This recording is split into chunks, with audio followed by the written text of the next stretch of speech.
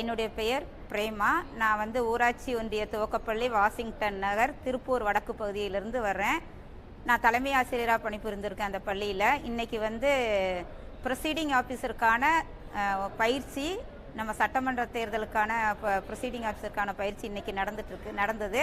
இந்த பயிற்சியில் அந்த தேர்தல் நடக்கும் நாள், அதற்கு முந்தைய நாள் என்னென்ன செய்யணும் அப்படிங்கிற முக்கியமான குறிப்புகள்லாம் கொடுத்தாங்க. முதல் நாள் போய் நம்ம என்னென்ன பணிகள் செய்யணும், முதல் நாள் போய் நம்ம காலையில் அந்த அன்னைக்கு 12 மணிக்கே ப்ரொசீடிங் ஆஃபீஸர் அந்த ஸ்பாட்டில் இருக்கணும்.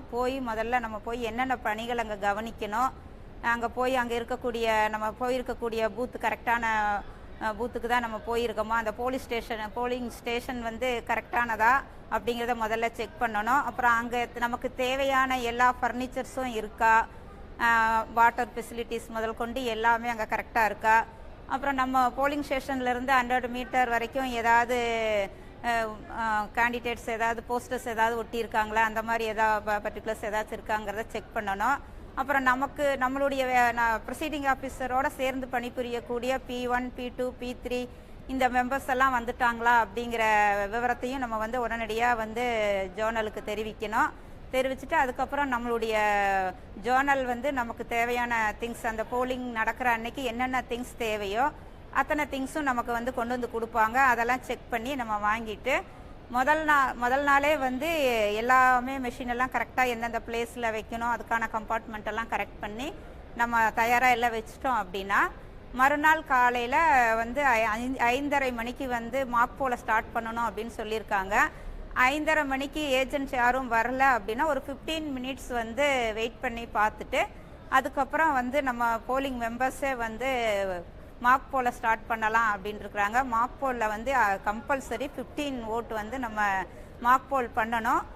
ஒவ்வொரு ஏஜென்ட்டும் அவங்க நம்ம ஒருத்தரே ஒரு 10 ஓட்டு அந்த மாதிரி போட விடாமல் ஒவ்வொருத்தரும் ஒவ்வொரு ஓட்டாக நம்ம வரிசைப்படி அவங்கள போட சொல்லி அந்த மாக் போல் முடிஞ்சதுக்கப்புறம் அதை சீல் வச்சு அதற்கான கவரில் போட்டுட்டு அந்த நம்ம கண்ட்ரோல் யூனிட்டில் அவங்களுக்கு கிளியர் பண்ணி காமிச்சு டோட்டல் ஓட்டு எவ்வளோ அப்படிங்கிறத காமிச்சிட்டு அவங்க க்ளோஸ் பட்டன் எல்லாம் அமுக்குனா அடுத்த ஓட்டு போட முடியாது அப்படிங்கிற பர்டிகுலர்ஸ் எல்லாம் அவங்களுக்கு சொல்லிவிட்டு அதுக்கப்புறம் நம்ம கரெக்டாக அடுத்து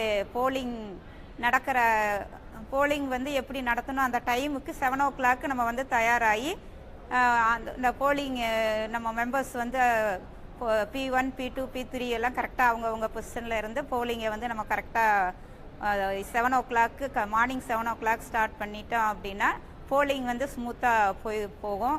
மார்க் போல கரெக்டாக பண்ணிட்டோம்னாவே போலிங் ஸ்மூத்தாக போயிடும். அந்த அன்னைக்கு ஈவினிங் 6 o'clock போலிங் முடிஞ்சதுக்கப்புறம் நம்ம ஃபஸ்ட்டு க்ளோஸ் பட்டனை அமுக்கிட்டு அதுக்கான சீல் வைக்கிற ப்ராசஸ் எல்லாம் முடித்து நம்ம அதுக்கான கம்பார்ட்மெண்ட்டில் போட்டு ஜேர்னல் வந்தால் நம்ம அவங்கக்கிட்ட எல்லா ஃபில் பண்ண வேண்டிய ஃபார்ம்ஸ் எல்லாம் ஃபில் பண்ணி கரெக்டாக அவங்கக்கிட்ட கொடுக்கணும். கம்பல்சரி மறக்காமல் மார்க் போல் சர்டிஃபிகேட், அந்த மார்க் போல் சர்டிஃபிகேட்டும் சரி, அந்த டிக்ளரேஷன் ஃபார்ம் ஏஜென்ட்டுக்கு கம்பல்சரி 17C நம்ம கொடுக்கணும் அப்படிங்கிற தகவலை ரொம்ப வலியுறுத்தி இன்றைக்கி சொன்னாங்க.